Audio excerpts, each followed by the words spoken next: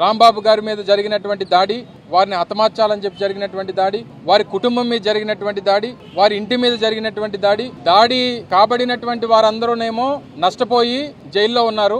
దాడి చేసినటువంటి వారు, తిట్టినటువంటి వారు, ప్రేరేపించినటువంటి వారు, ఇంటి మీద దాడికి వచ్చినటువంటి వారు, వారిని హతమార్చాలని చెప్పి చూసినటువంటి వారు, ఇంటికి నిప్పు పెట్టినటువంటి వారు బెయిల్ మీద బయట తిరుగుతూ ఉన్నారు. ఇది రాష్ట్రంలో నడుస్తున్నటువంటి రాజ్యాంగం. ఈరోజు ఎంత పెద్ద ఎత్తున రైతులు కానీ, మహిళలు కానీ, నిరుద్యోగ యువత కానీ రాష్ట్రంలో ఇబ్బందులు పడతా ఉన్నటువంటి పరిస్థితుల్లో వారు అధికారంలోకి వచ్చి 2 సంవత్సరాలు పూర్తవుతా ఉన్నా వారిని పట్టించుకునేటువంటి నాదుడు ప్రభుత్వంలో లేడు అనేటువంటి మాట రాష్ట్రంలో ఉన్నటువంటి పేదవాడు గగ్గోలు పెడతా ఉన్నా ఇవేవి కూడా వారికి పట్టట్లేదు. కేవలం 20 మాసాల్లో పబ్లిసిటీ, మార్కెటింగ్, ఈవెంట్ మేనేజ్మెంట్ ఇవి మాత్రమే ఈ రాష్ట్రంలో జరుగుతూ ఉన్నాయి తప్ప రాష్ట్రంలో ఏ రంగానికి కూడా మేలు చేసినటువంటి పరిస్థితిలో ఈ ప్రభుత్వం లేదు. నిన్న మొన్న బడ్జెట్ ప్రవేశపెట్టారు.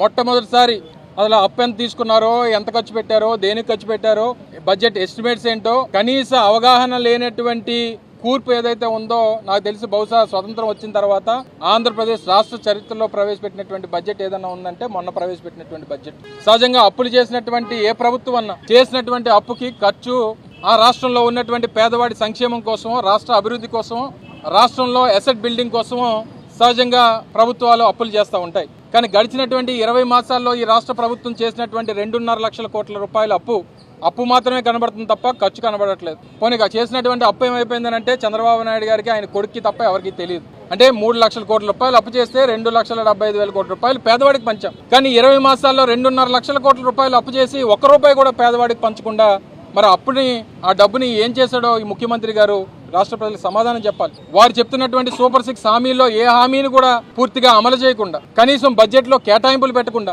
ఈ రోజు మా బడ్జెట్ దేనికి ప్రవేశపెట్టారో కూడా తెలియనటువంటి పరిస్థితిలో ఉన్నాం. చివరికి ఆ దేవుడితో కూడా వీళ్ళు పరాచకాలు ఆడేటువంటి పరిస్థితి వచ్చింది.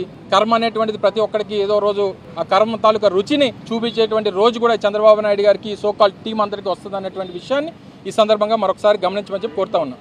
ఏదున్నా సరే వైఎస్ఆర్ కాంగ్రెస్ పార్టీ జగన్మోహన్ రెడ్డి గారి నాయకత్వంలో చట్టరీత్యా, చట్టపరంగా అంబేద్కర్ గారి రాజ్యాంగం ప్రకారం చట్టానికి లోబడే తీసుకున్నటువంటి ప్రతిచర్య ఉంటుంది అనేటువంటి విషయాన్ని ఈ సందర్భంగా తెలియజేస్తా ఉన్నాం. చెప్పాను కదా, మధ్యాహ్నం కలుస్తాం. ఇప్పుడు ఆయన కొంచెం నీరసంగా ఉంది, మార్నింగ్ రెస్ట్ తీసుకుంటామన్నారు. మధ్యాహ్నం 3 గంటల తర్వాత అయితే కలుస్తానని చెప్పారన్నారు. మళ్ళీ 3 గంటలు కలిసిన తర్వాత మళ్ళీ మీతో మాట్లాడతాం.